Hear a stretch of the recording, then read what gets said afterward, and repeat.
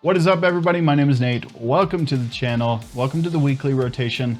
Last week I skipped my weekly rotation, so I'm back at it. On Monday this week, I wore Cedrat Boisé Intense. I like this stuff a lot. It's so good. It's very powerful.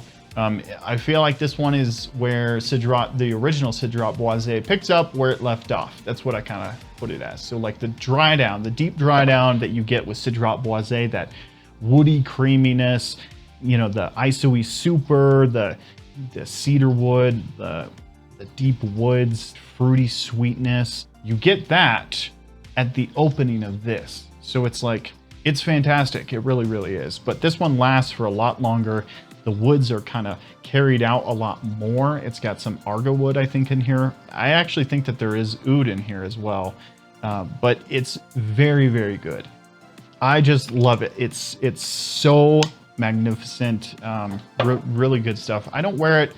You know, a lot of the fragrances that I have, I don't wear for like months on end. But when I do spray them back on, I'm like, whoa, this smells fantastic.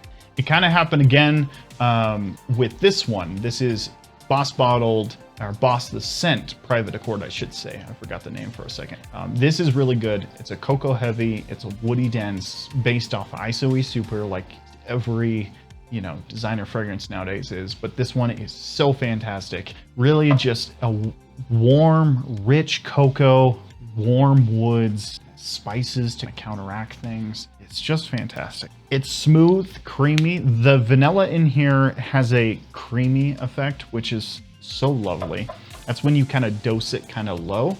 And when you dose it kind of low, it doesn't scream off like super vanilla, but it's just got this smooth creaminess. When you add some more supporting elements to that, you kind of get this like smooth, creamy backbone of vanilla within the fragrance. And it's just fantastic.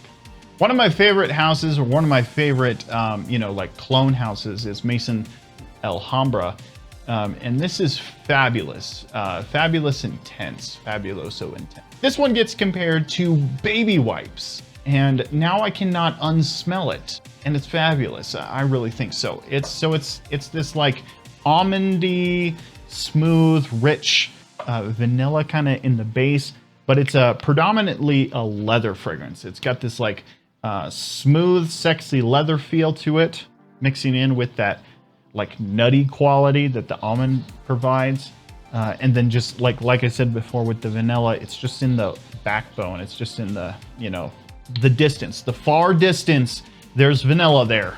And I wasn't really doing much on, what was it, Wednesday? Yeah, I wasn't doing really much on Wednesday. I was getting caught up on some things. Work was a little later in the day. So, you know, it was just kind of more for me, not necessarily like going out for compliments. And with effing fabulous, you don't really get great compliments. It's not like a compliment beast, you know, per se. But people like the way you smell when you wear it.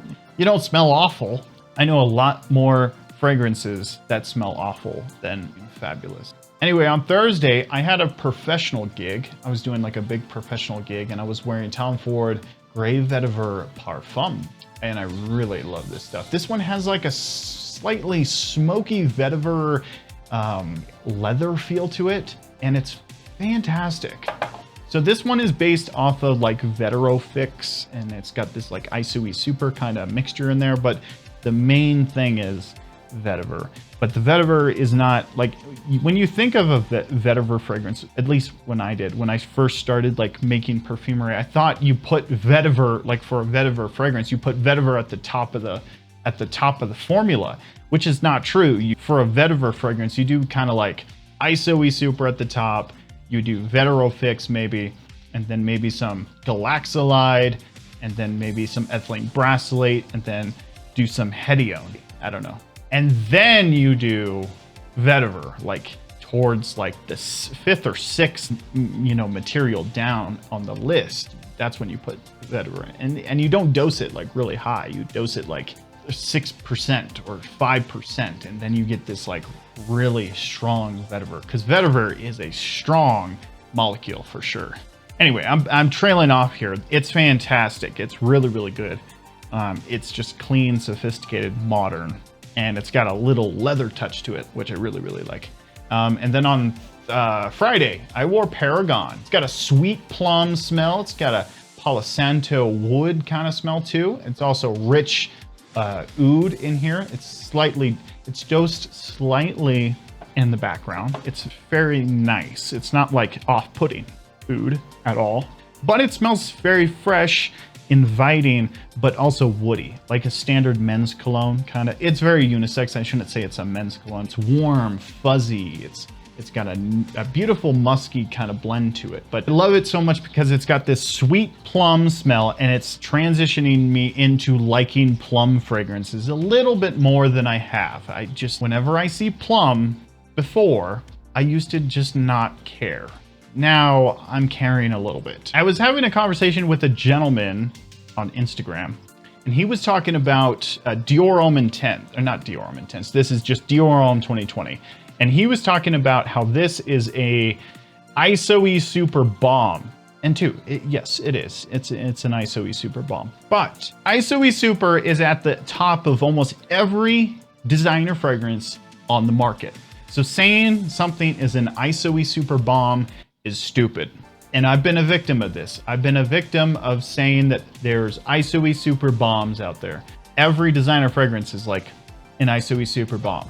Now, mind you, this is ISOE Super, for sure. What I always think when I work with ISOE Super is like, ISOE Super is the base of whatever wood you want to add to it. So if you want to add, and that's where I got the whole ISOE Super Bomb previously to actually making fragrances, is when you add ISOE Super, whatever modifier you put in there, that's what the ISOE Super becomes. So if you add, let's say, cedar wood, you're gonna get a soft, pleasant cedar wood, like a sawdusty kind of cedar wood that the ISOE Super becomes. And then if you add like sandalwood, it becomes this like creamy, fuzzy sandalwood. The main thing I'm trying to say is ISOE Super it doesn't have like a strong smell to it. It's just a fixative.